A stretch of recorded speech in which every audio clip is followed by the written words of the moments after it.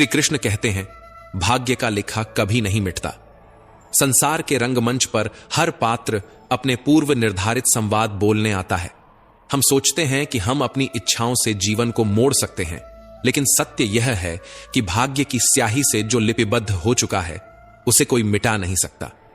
कई बार हम संघर्ष करते हैं, परिस्थितियों को बदलने की कोशिश करते हैं, लेकिन अंत में वही होता है जो नियति ने लिखा है। फिर क्या हम हाथ पर हाथ धरे बैठ जाएं?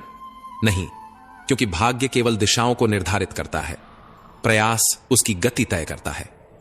अर्जुन ने भीष्म और द्रोण को परास्त किया, लेकिन क्या यह मात्र उनका पुरुषार्थ था? नहीं, यह वही भाग्य था जिसे श्री कृष्ण ने रथ की बागडोर संभालकर उसकी राह में लिखा था।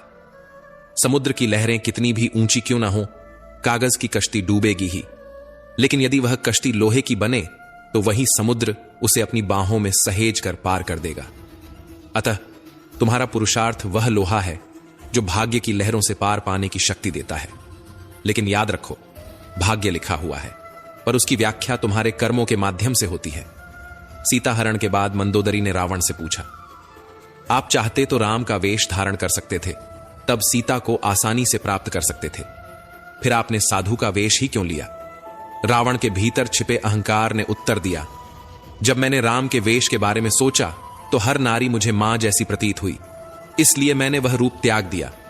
परंतु साधु के रूप में मैं समाज को यह दिखाना चाहता था कि जिस रूप पर सबसे अधिक विश्वास किया जाता है वह भी छलावा हो सकता है।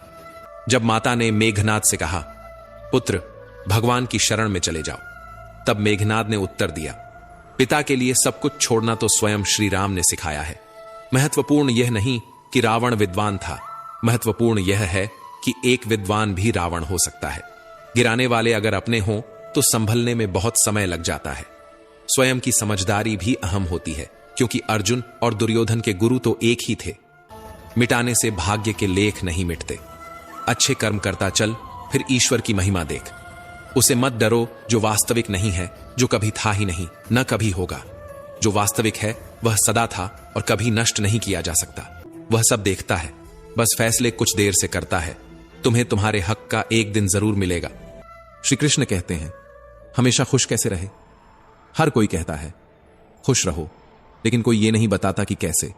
क्या मुस्कुराना ही खुशी है, या वो सुकून जो भीतर से उठे बिना किसी कारण, बिना किसी शर्त के? कभी अकेले बैठकर अपने मन से बात की है, पूछा है उससे, तू क्यों बेचैन है? तेरे अंदर इतना डर क्यों है? जब सब कुछ है तो फिर कमी किस बात की है?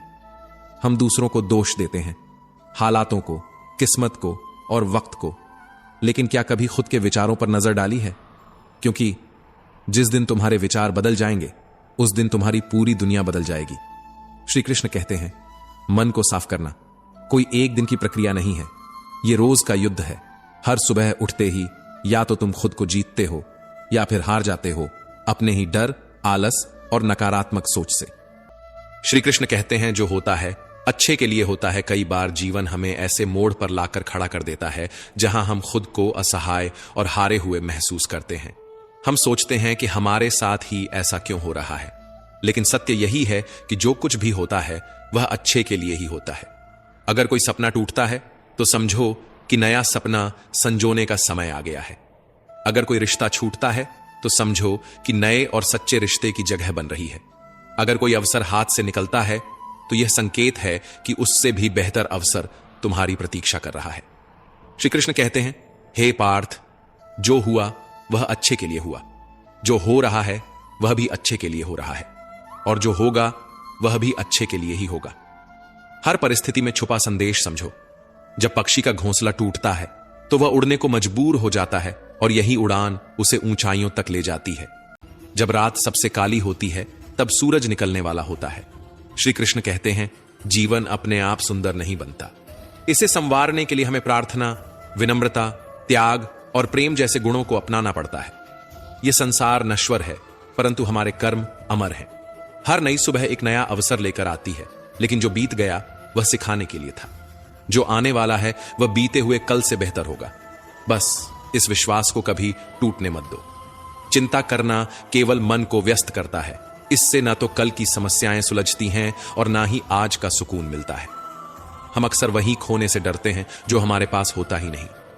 जो सच में तुम्हारा है वह कभी तुम्हें छोड़कर नहीं जाएगा, और जो तुम्हारा नहीं है वह लाख कोशिशों के बाद भी तुम्हारे पास टिकेगा नहीं। कभी गौर किया है, जो लोग सबसे ज्यादा मुस्कुराते हैं उनके दिलों में अक्सर सबसे गहरे जख्म होते हैं, क्योंकि इस दुनिया में हर व्यक्ति की सोच, उसका एहसास और उसका दर्द अलग होता है।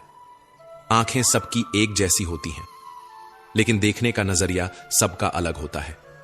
कुछ लोग तुम्हारी मुस्कान में तुम्हारी खुशी देखेंगे और कुछ लोग उसमें छिपे दर्द को भी पढ़ लेंगे।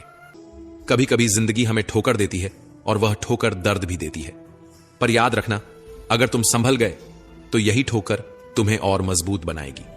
गिरना कोई हार नहीं, हार तो तब होती है जब तुम उठने से इनकार कर दो। मैं खुद भी इस बात पर गर्व करता हूं कि मैं ठोकर खाकर गिरा था, पर किसी की नजरों से नहीं। भगवान का शुक्रगुजार रहना ही जीवन का सही तरीका है, क्योंकि जब तुम शिकायत करते हो तो तुम अपने वर्तमान से असंतोष जताते हो। जीवन एक अनजान किताब की तरह है, जहां अगले पन्ने पर क्या लिखा है कोई नहीं जानता, लेकिन बहुत कम लोग ऐसे होते हैं जो किसी के मन और मौन को समझ पाते हैं। इसलिए जीवन को एक अवसर की तरह देखो, शिकायतों की गठरी बनाकर मत जियो, क्योंकि जो आज है वही तुम्हारे पास सबसे बड़ा खजाना है।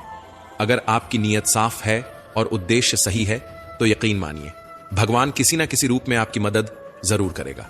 जब ईश्वर कुछ वापस लेता है तो इसे सजा मत समझो, बल्कि यह मानो कि वह तुम्हारे हाथों को खाली कर रहा है ताकि कुछ और बेहतर उसमें आ सके। चाहे वो रिश्ते हों, रास्ते हों या अवसर, जो जाता है वह जरूरी नहीं कि तुम्हारे लिए था, लेकिन जो आएगा वह निश्चित ही तुम्हारे लिए होगा।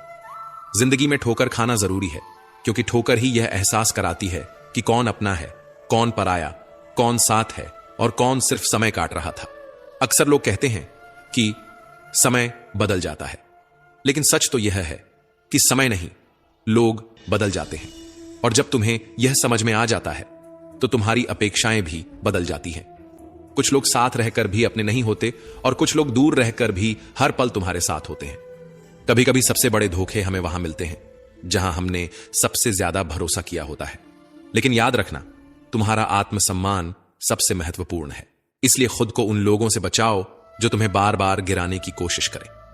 श्री कृष्ण कहते हैं, उन्हें छोड़ देना ही सही है जो तुम्हारे अस्तित्व का मूल्य नहीं समझते।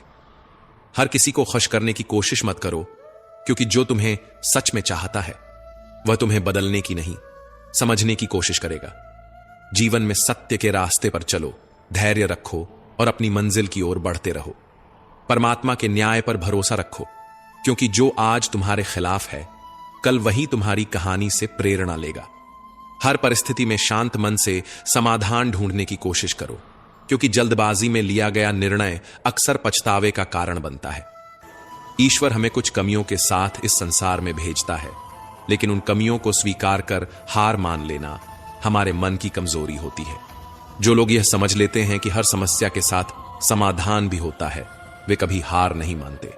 जैसे तेज हवा चलने पर भी मजबूत वृक्ष नहीं टूटते, वैसे ही जो व्यक्ति अपनी आंतरिक शक्ति और धैर्य पर भरोसा करता है वह जीवन की हर चुनौती का सामना करता है, क्योंकि जीत हमेशा उसी की होती है जो अंत तक लड़ता है। श्री कृष्ण कहते हैं, जिस व्यक्ति में ज्ञान की कमी होती है और ईश्वर के प्रति श्रद्धा नहीं होती, वह जीवन में सच्चा आनंद और सफलता प्राप्त नहीं कर सकता, क्योंकि ज्ञान केवल पुस्तकों में नहीं, अनुभवों में भी होता है, और श्रद्धा केवल मंदिरों में नहीं, कर्मों में भी होती है। जब तक मनुष्य अपने जीवन में संतोष को नहीं अपनाएगा, वह सदा अधूरेपन का शिकार रहेगा।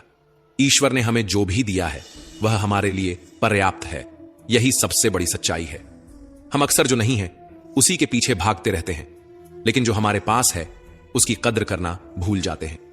संतोष, सदाचार, स्नेह और सेवा जैसे गुण तभी प्रकट होते हैं जब हम सत्संग का सहारा लेते हैं, अच्छे विचारों को अपनाते हैं और जीवन को एक उद्देश्य के साथ जीते हैं।